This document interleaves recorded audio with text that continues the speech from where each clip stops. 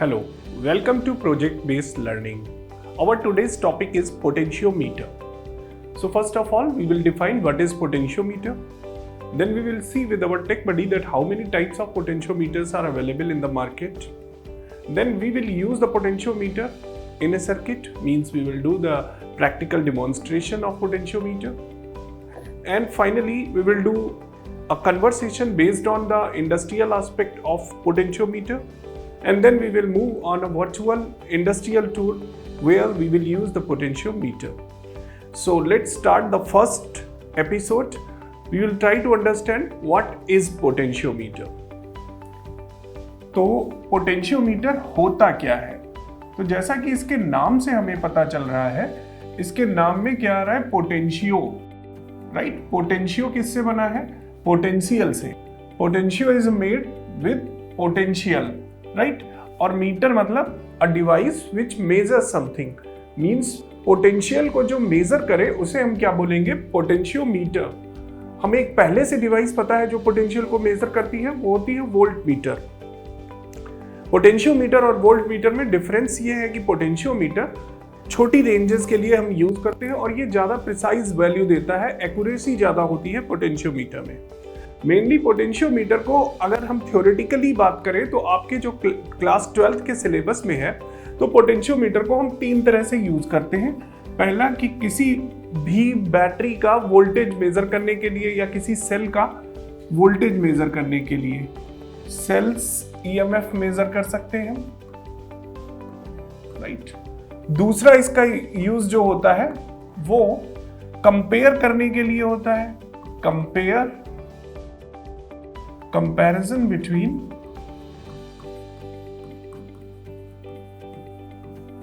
EMF of two sales.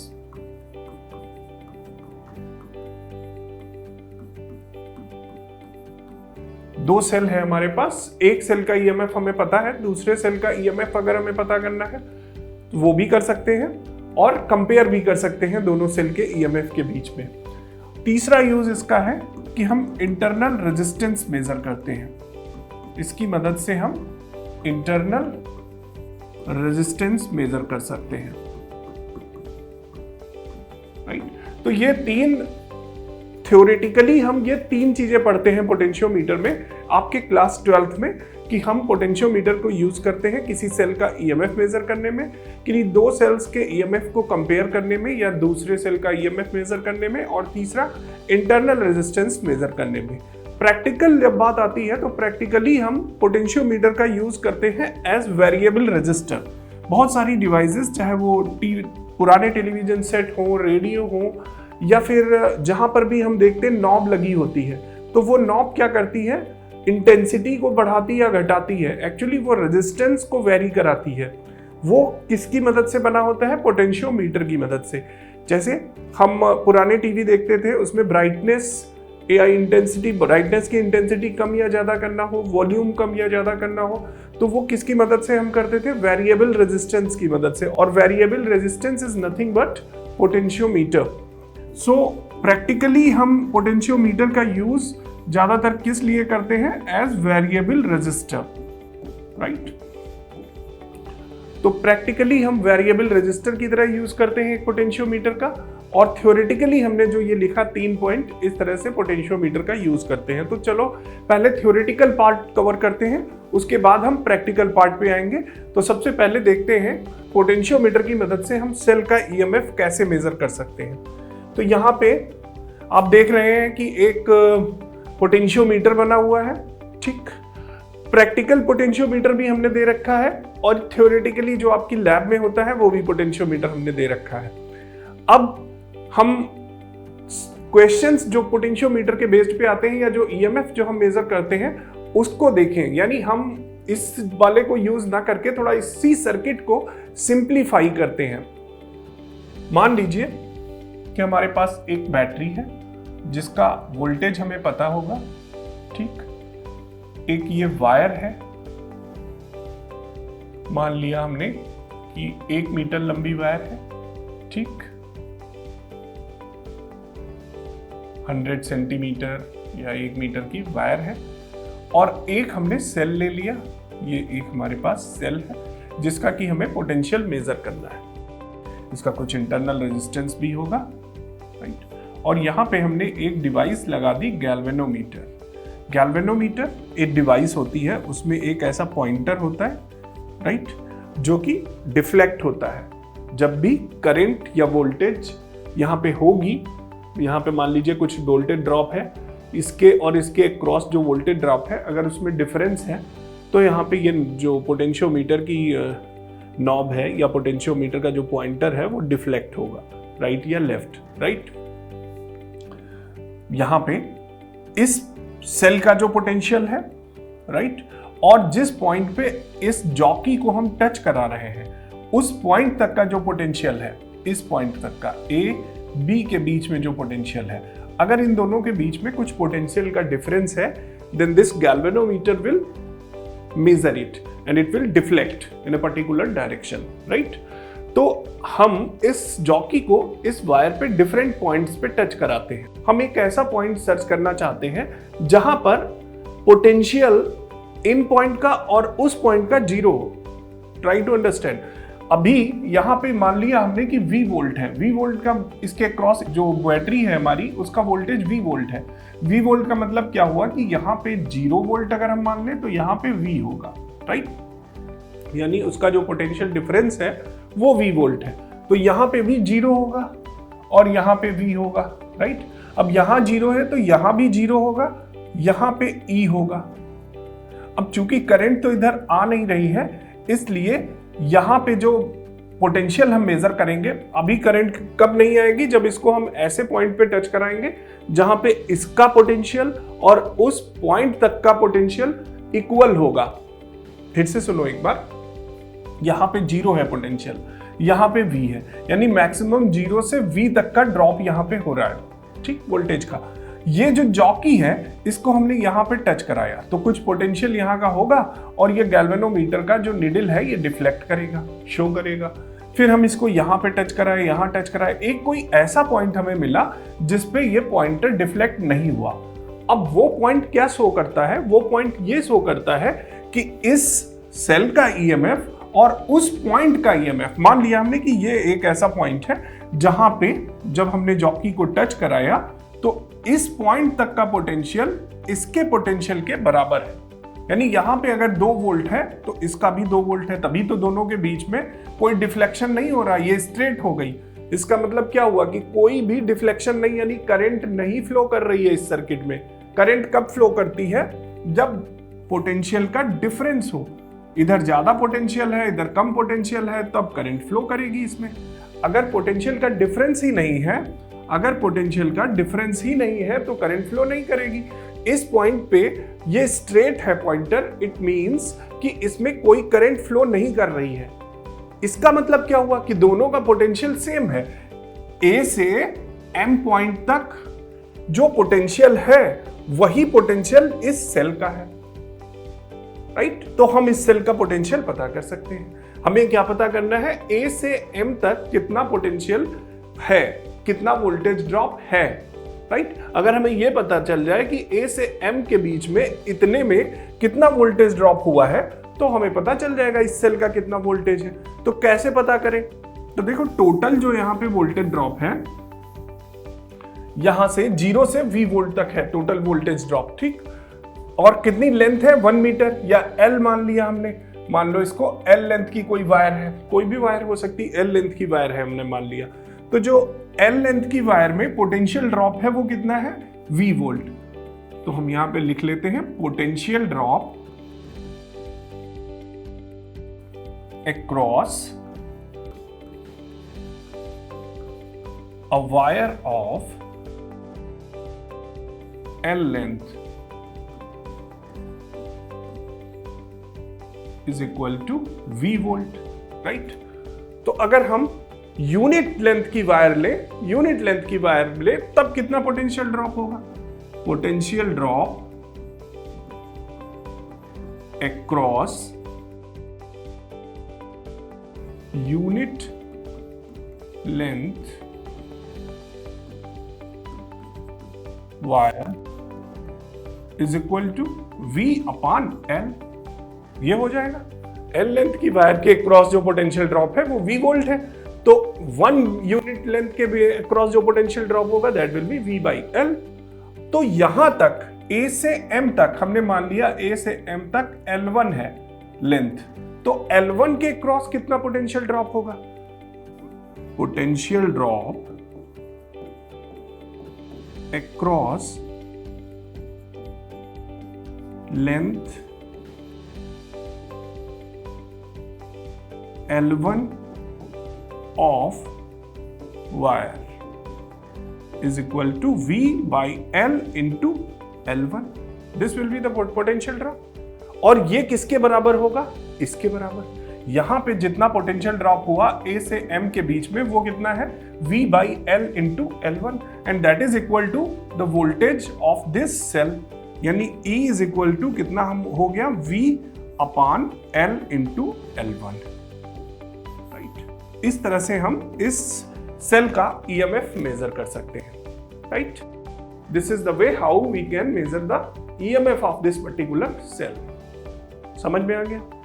अब दूसरा देखते हैं। अब इसमें न्यूमेरिकल पूछे जाते हैं, आपके यहाँ कॉन्सेप्ट भी पूछा जाता है, तो वो आप कर सकते हो।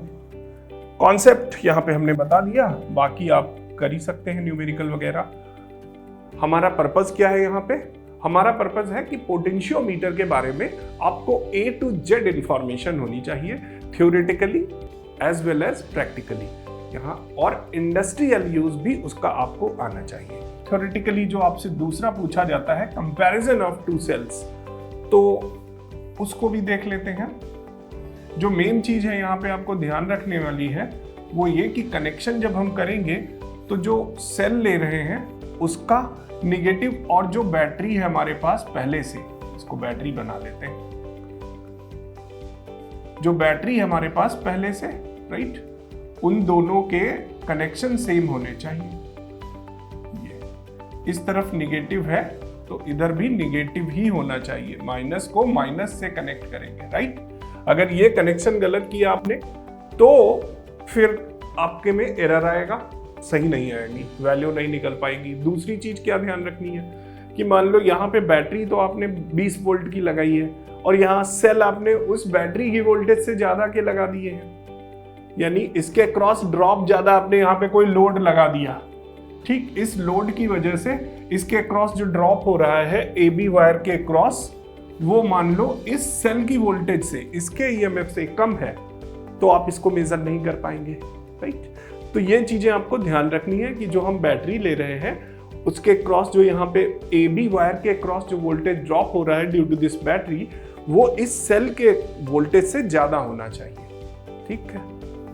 तो ये छोटी छोटी बातें ध्यान रखनी पड़ेंगी आपको। यहाँ पे हम कंपैरिजन करने जा रहे हैं दो सेल्स का, तो हमने दो सेल ले लिए, एक हमने स्विच लगाया, इससे एक गैल्वेनोमीटर लगाया और गैल्वेनोमीटर से एक जॉकी लगा दी, राइट।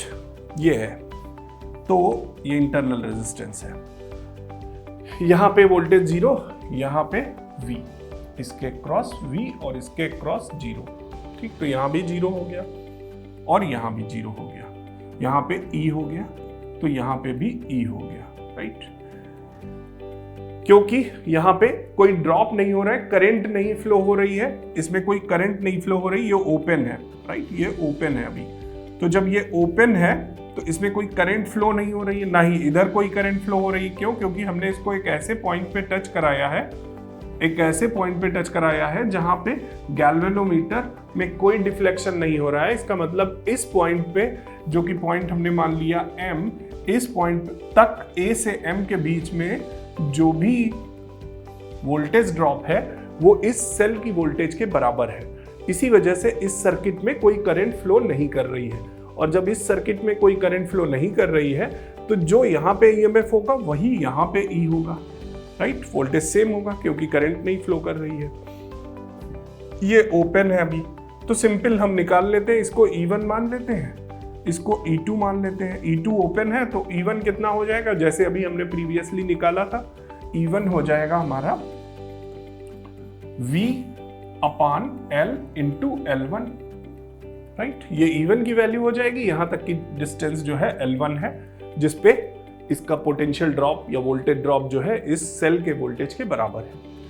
अब इसको हमने ओपन कर दिया, इसको ओपन कर दिया, राइट, और इसे क्लोज कर दिया। Try to understand now what we did, इसको हमने क्लोज कर दिया और इसको ओपन कर दिया, तो अब E2 वर्क करेगा, राइट। ये हो गया सर्किट, ये तो ओपन हो गया, तो ये सर्किट हो गया। तो यहाँ पे E2 इज इक्वल टू क्या हो जाएगा, जॉकी को हमने फिर से टच कराया, मान लो ये कोई पॉइंट मिला हमें जहां पे पोटेंशियल यानी इसके क्रॉस जो हमारा गैल्वेनोमीटर है, गैल्वेनोमीटर का निडल डिफ्लेक्ट नहीं कर रहा है, यानी इसके क्रॉस जो वोल्टेज ड्रॉप है A से N के बीच में वो इस सेल के बराबर होगा। इस सेल की जो वोल्टेज होगी और A से N के बीच में जो वोल्टेज ड्रॉप होगा that will be equal. In that case what will be E2? V upon L into L2. अब हम इजीली इसको कंपैरिजन कर सकते हैं, E1 upon E2 is equal to L1 upon L2। तो यहां से अगर हमें E1 पता है तो हम E2 निकाल सकते हैं, E2 पता है तो E1 निकाल सकते हैं। इस तरह से हम दो सेल्स का कंपैरिजन भी कर सकते हैं वोल्टेजेस का, और साथ में कोई एक सेल का अगर वोल्टेज हमें नहीं पता है तो हम उसे मेजर कर सकते हैं। अब आते हैं थर्ड स्टेप पे कि इंटरनल रेजिस्टेंस कैसे मेजर करते हैं। तो उसके लिए हमने फिर से एक सर्किट बनाया, ये इसके क्रॉस पोटेंशियल ड्रॉप होगा, राइट। यहाँ पे हमने एक सेल लिया, ये माइनस है, ये भी माइनस होगा, राइट। कनेक्शन पे ध्यान देना, ये इंटरनल रेजिस्टेंस R है, राइट। एक और हमने यहाँ पे एक्सटर्नल रेजिस्टेंस लगा दिया कैपिटल R, यानी लोड कोई लगा दिया है, और यहाँ पे हमने कोई स्विच लगा दिया है, राइट। ये कोई स्विच लगा दिया है और यहाँ से गैल्वेनोमीटर जोड़ा, गैल्वेनोमीटर से कोई जॉकी लगाई और जॉकी को इस AB वायर के डिफरेंट पॉइंट्स पे टच कराया। इतना हमने अपना अरेंजमेंट किया है। अभी ये इनिशियली ओपन है, तो इस केस में जब हम इसको डिफरेंट पॉइंट पे टच कराते हैं, कोई पॉइंट M मिला हमें, इस पॉइंट पे गैल्वेनोमीटर में कोई डिफ्लेक्शन नहीं हो रहा है। मींस व्हाट कि अगर इसको हम E माने तो करंट इसमें फ्लो नहीं कर रही है, यहाँ पे भी E ही वोल्टेज होगा, राइट। तो E इज इक्वल टू कितना हो जाएगा, जैसे प्रीवियस केस में होता था V upon L into L1, right. अब ये तो हम मान लिया अभी तक ये सर्किट नहीं है, इतना पार्ट नहीं है, तो जैसे हम करते थे वैसे ही हो गया। अब जब ये सर्किट आ गया और इसको हमने क्लोज किया, तो अब क्या होगा, इसमें करंट फ्लो करने लगेगी, ठीक। करंट फ्लो करने लगेगी तो इसमें हम KVL अप्लाई करते हैं। KVL अप्लाई करने पे हमें क्या मिलेगा, E माइनस इस वाले लूप में, ठीक। इस लूप को नाम दे देते हैं हम PQRS, PQRS में, ठीक। PQ in PQRS, right. इसमें हम KVL लगाते हैं तो क्या मिलेगा, E minus IR minus I capital R is equal to 0। तो यहां से हमें क्या मिल गया, E minus I R plus R is equal to 0, या फिर I is equal to E upon R plus R, ये मिल जाएगा, right. I is equal to E upon R plus R, ये इस तरफ चला गया तो इज इक्वल टू ये हो गया, ठीक। I is equal to E upon R plus R, ये I की वैल्यू मिल गई हमें। तो जब हमने इसको क्लोज किया, अब करंट फ्लो करने लगी इसमें, तो जब करंट फ्लो करने लगी तो यहाँ पे जो गैल्वेनोमीटर को हम टच करा रहे हैं डिफरेंट वैल्यूज पे, तो अब मान लो यहाँ पे E तो नहीं आएगा, क्यों, क्योंकि करंट फ्लो कर रही है। तो यहाँ पे हमें कितना मिलेगा, ये हमें पहले चेक करना है। तो यहाँ पे हमें E माइनस IR मिलेगा, ये मिलेगा यहाँ पे हमें value E minus IR, right. अब E माइनस IR कहाँ पे होगा भाई, E था तब ये पॉइंट M था जब वोल्टेज ड्रॉप और इसका पोटेंशियल सेम था, लेकिन जब हमने लोड लगा दिया तो अब इसका पोटेंशियल ड्रॉप हुआ यहाँ पे, और यहाँ पे हमें कितना मिला, E माइनस IR, राइट। तो हमें इंटरनल रेजिस्टेंस पता करना है, तो अब E तो नहीं रह गया, E माइनस IR हो गया यहाँ पे। तो हम फिर से डिफरेंट पॉइंट्स पे टच कराएं और एक ऐसा पॉइंट मिला हमें जहाँ पे वोल्टेज ड्रॉप और E माइनस आई आर की वैल्यू इक्वल हो गई। ठीक, इस पॉइंट पे वोल्टेज ड्रॉप और E माइनस आई आर की वैल्यू इक्वल हो गई और ये लेंथ जो है पहले L1 थी, अब ये लेंथ एंड पॉइंट तक की हमने मान लिया कि L2 है। ये लेंथ हमने L2 मान ली, राइट। तो अब क्या करेंगे, सिंपल हम क्या निकालने हैं, E minus I R is equal to V upon L into L2, ये हो जाएगा, राइट। I की वैल्यू पुट कर दी जाए तो कितना मिल जाएगा हमें I की वैल्यू पुट करने पे,